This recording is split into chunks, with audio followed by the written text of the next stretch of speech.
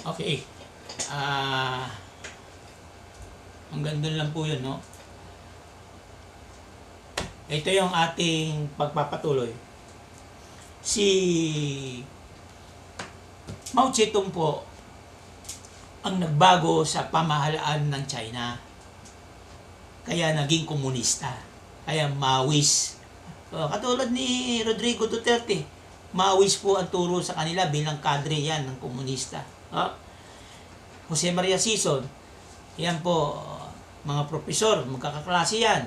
Si Nur Miswari, at saka yung madaldal dyan sa kaibigan niya sa television natin. Ano na yan? Kalimutan ko na yan. Si Eddie Villanueva, Jose Maria Sison, magkaklase po yan sa UP. Okay.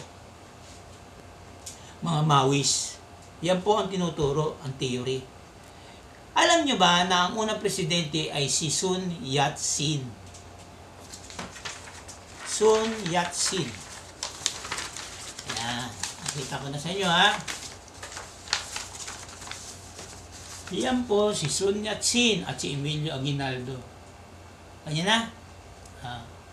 Yan dalawa na yan, nagkita po yan sa Hong Kong nung pinatapon sa Hong Kong si Aguinaldo. Opo. Nagtulungan sila, pero naging Amerikano na po. 1902, diniklara ng military government ng Amerika na sakop na tayo ng Amerika dito. Okay?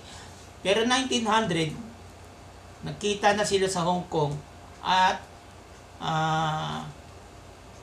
si Sun Yat-sen ang gumawa po ng saligang batas ng Republika ng China. Yan. Kaya nagkaroon ng Republika ng China. Hindi ka kasi pwedeng magkaroon ng bansa nang wala kang saligang batas. Yan. Okay?